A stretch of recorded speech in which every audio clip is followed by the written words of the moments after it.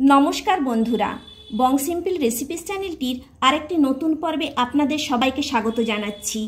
আজ আমি আপনাদেরকে নলেন গুড় আর ছানা দিয়ে অসাধারণ একটি সন্দেশ রেসিপি বানিয়ে দেখাবো।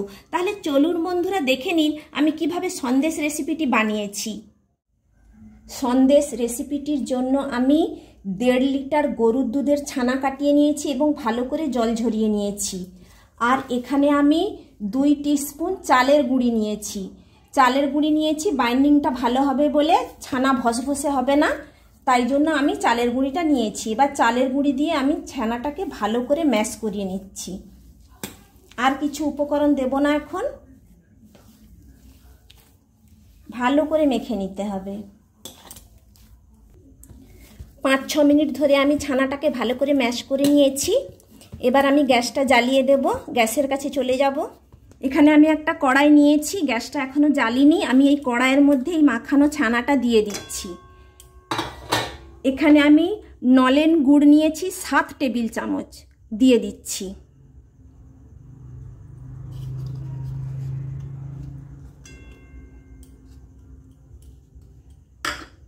এইবার আমি গ্যাসটা জ্বালিয়ে দিচ্ছি। কড়াইটা বসিয়ে দিচ্ছি। কড়াইটা বসানোর সঙ্গে সঙ্গে এইবার খুন্তি দিয়ে আমি ছানা গুড় একসঙ্গে মিশিয়ে নিচ্ছি। ভালো করে মেশাতে হবে। ফ্লেমটা এখন হাইয়ে রয়েছে, তবে আমি কমিয়ে দেব। ভালো করে মিশিয়ে নিচ্ছি।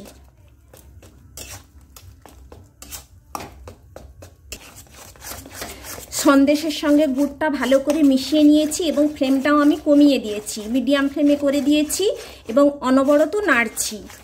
সামান্য উপকরণ দিয়ে অসাধারণ একটি রেসিপি, আপনারা করে দেখবেন, ভীষণই ভালো লাগবে। ঘরে থাকা উপকরণ দিয়ে এই রেসিপিটি বানানো যাবে। ফ্লেমটা আরও কমিয়ে দিয়েছি, মিডিয়াম থেকে একটু লোয়ের দিকে করে দিয়েছি, না হলে ছানা পুড়ে যাবে। অনবরত আস্তে আস্তে করে নাড়তে থাকতে হবে। এইভাবেই নাড়লে তবেই সন্দেশটা খেতে ভালো লাগবে এবং ভালোও হবে সন্দেশটা।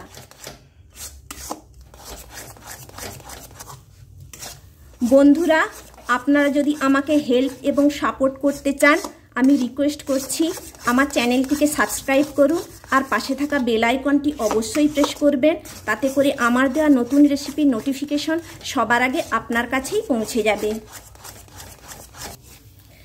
অনেকটাই শক্ত হয়ে গিয়েছে, প্রায়ই হয়ে এসেছে। আমি 10 মিনিট ধরে এইটা নাড়তে থেকেছি। এতে আমি কোনো এলাচ দেব না। আপনারা যদি চিনি দিয়ে বানান তাহলে এলাচ দিতে পারেন, তবে এই নলেন গুড়ের একটা মিষ্টি সুগন্ধ থাকে, সেটাই আমার ভালো লাগে, তাই কোনো এলাচ ব্যবহার করলাম না। আর আপনারা যদি এলাচ ব্যবহার করেন, এই শেষেই এলাচ গুঁড়োটা দিয়ে আর একটু নেড়ে নেবেন।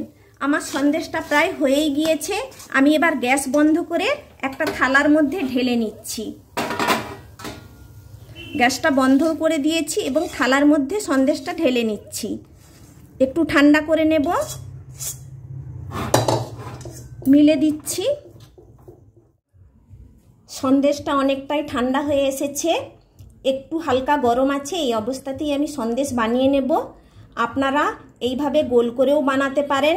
হাতে চাপ দিয়ে এইভাবে গোল করে নিয়ে ভালো করে গোল করতে হবে, করে একটু সামান্য চাপ দিয়ে এইভাবেও সন্দেশটা বানিয়ে নিতে পারেন। তবে আমি এখানে 3টে ছাঁচ নিয়েছি, সন্দেশগুলো ছাপ সন্দেশ তৈরি করব, তাই আর এই ছাঁচেই আমি ছাপ সন্দেশগুলো তৈরি করে নিচ্ছি।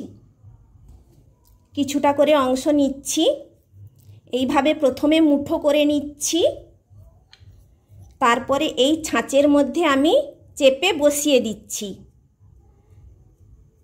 ধারগুলো সাইজ করে নেব। এবার তুলে নিচ্ছি আস্তে আস্তে। এইভাবে ছাঁচ দিয়ে আমি সন্দেশগুলো ছাপ বানিয়ে নিচ্ছি, রেখে দিচ্ছি। আবারও একটা দেখিয়ে দিচ্ছি।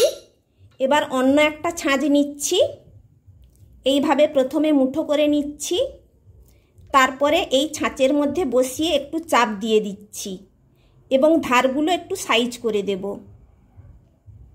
দেখতে ভালো লাগবে, তাই ছাঁচে আমি বানাচ্ছি। আপনাদের কাছে ছাঁচ না থাকলে এমনি গোল করেও বানিয়ে নেবেন। আবারও রেখে দিচ্ছি। এইভাবে আমি সমস্ত সন্দেশগুলো এইভাবে ছাপ দিয়ে দিয়ে বানিয়ে নিচ্ছি। আবারও একটা দেখিয়ে দিচ্ছি। এইভাবে গোল করে নিচ্ছি,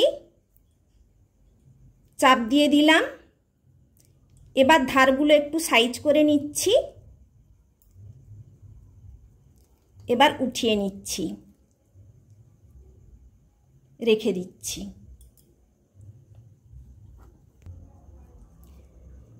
সমস্ত ছাপ সন্দেশগুলো আমি বানিয়ে নিয়েছি। আর এই ছাঁচগুলোতে আমি প্রথমেই ঘি মাখিয়ে তারপরেই আমি ছাপ দেওয়া শুরু করেছি। আর হালকা গরম অবস্থাতেই ছাপ দিবেন বা সন্দেশটা গড়িয়ে নেবেন, তাতে করে সন্দেশটা খুব ভালো হয়। আমি সমস্ত সন্দেশগুলো বানিয়ে নিয়েছি।